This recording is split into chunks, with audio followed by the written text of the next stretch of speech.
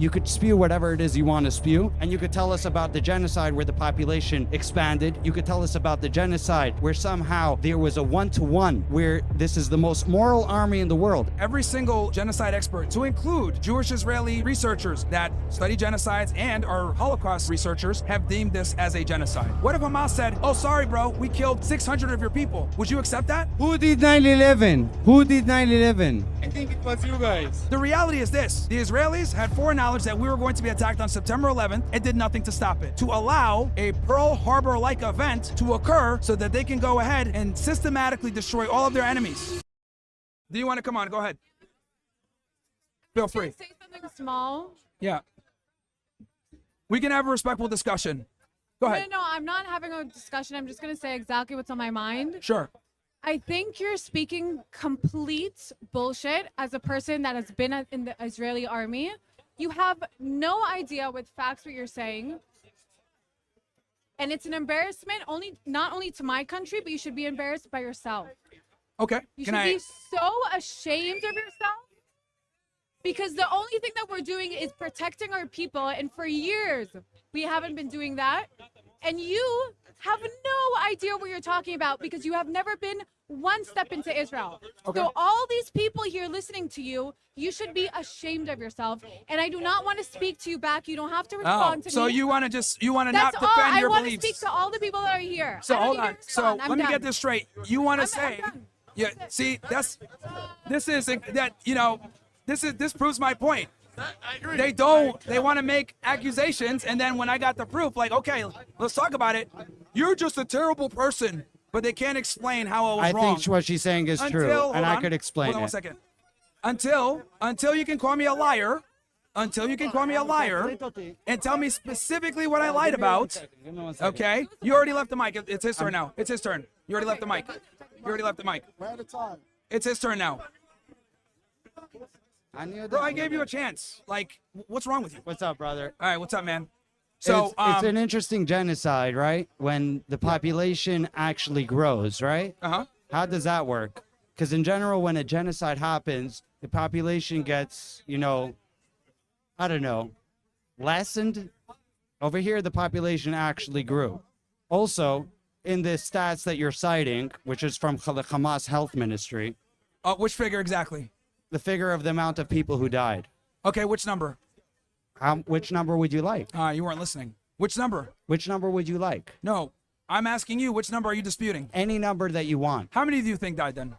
I think it was about 40,000. You think about 40,000? Yes. Okay, let's go with 40,000. Yes. It's more, but that's fine. We'll go 40,000. However much you want. You could use 50, 60, No, whatever. let's use 40. 100. That's fine. It's That's fine. fine. Now, let me ask you, how many of those 40,000 were Hamas? Quite a few. More than half. Okay, Yes. let's say maybe, More than half. okay, what do you estimate? Let's say 21. Okay. Let's just use it on a low end. I think it was higher, but let's say 21. Okay. Do you know how urban warfare works? Oh, so here's, okay, I let's was address a this. soldier. I know how urban warfare works. That's great. In urban warfare, there's a higher percentage can of I- civilian casualties in Sure. every single instance that there was urban warfare. There Sure. was a higher percentage of individual casualties than one-to-one. In this, there's a miraculous one-to-one. In Okay. addition to that, one more point, if you will No have worries. it. Go ahead. One more point is that there so happens to be no deaths from old ages accounted into this. And in a population of 2 million, we have a perfect statistic of the amount of deaths expected from old ages. But go ahead. You could spew whatever it is you want to spew. I will tell you one last thing before I end, is that Israel will stand strong, regardless if the whole entire world, all 212 countries stand and tell us that we're wrong, we will stand and survive. But you could go ahead and you could tell us about the genocide where the population expanded. You could tell us about the genocide where somehow there was a one-to-one, where this is the most moral army in the world. Israel did not have to send out text messages and phone calls to the areas that they're bombing. They do not need to evacuate the When population. you say 1-to-1 ratio, do you mean civilian to Hamas fighter? Yes. Okay. Yes, every single civilian death in war is unfortunate and it's a sad occurrence, but this is actually unprecedented in the history of urban warfare. The United States and its allies have acted a lot more irrationally, quote unquote. I think it was rational, but a lot less. The ratio was a lot worse when it comes to this type of war, where you're fighting in a built-up zone against combatants that are hiding behind the civilian populations as a matter of policy against combatants who are sworn to your destruction regardless of the price. This is a very, very simple equation. Whoever comes to kill you, our Bible says, wake up and kill them first. Now, anybody could say whatever it is they want. I could stand here against the entire world, all 6, 7 billion, 8 billion of them, and we will stand strong until the last man jack. That might hurt to an anti-Israel guy, but we will do it. And I will be there with them. But go ahead. Okay, so the first point you made was that there isn't a genocide happening. Well, almost every... Where's he going? Where's he going? No, no. Let me address your points. Wow. Okay, that's incredible. So I let him speak, right? I let him speak, and now he doesn't even want to stand on how he's about to get embarrassed right now, because I'm about to refute every single one of his points. Okay. Let's hear it. Let's hear Okay. it. Give me a second. Give me a All right. second. Let me hear what this anti-Semitic So let me grifter has to say. let me speak. He has the platform. Go ahead. Let me speak, and I let you say everything that you want to say. Yeah. Let them know that the Jews won't take this silently. But go ahead. Okay. So the first claim you made was that this isn't a genocide. Every single genocide Population grew. Okay. Every single genocide expert, to include Jewish Israeli researchers that study genocides and are Holocaust researchers, have deemed this as a genocide. Okay. Population now, grew. That's irrelevant. Systematically removing a The group of people. population grew. And there's also an ethnic cleansing. Every expert on this is saying that this is a population grew. genocide.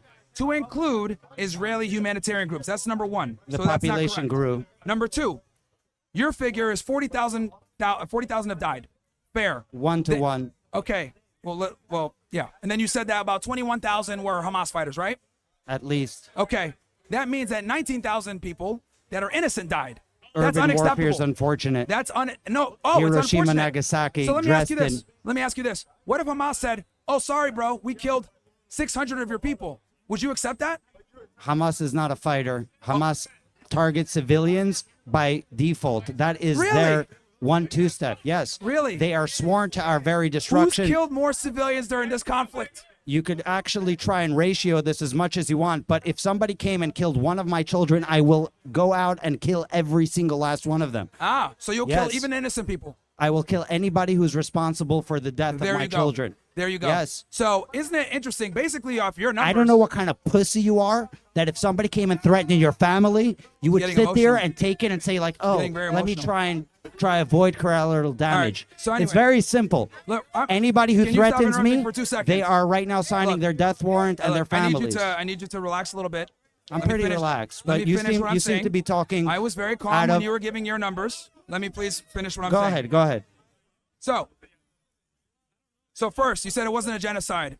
Every genocide Population researcher, grew. every prominent genocide researcher is saying this qualifies But as the a genocide. population grew. That's number one. Number How two, does that happen in a number genocide? Two, number two. My nation suffered Number a two, please let me genocide. We finish. lost 6 million Let me people. That's a finish. genocide. Let me finish. Go ahead. Next, you claim that 19,000 innocent people died.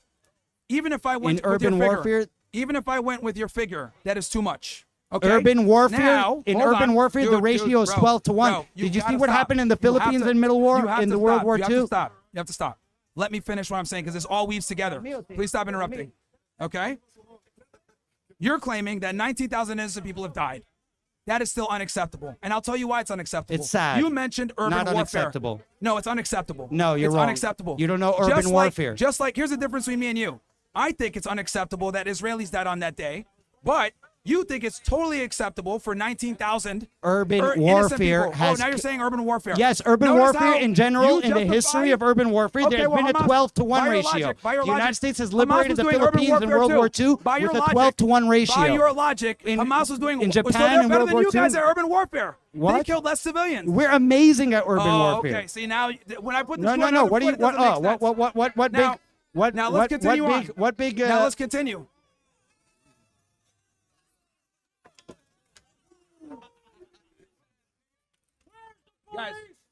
Guys.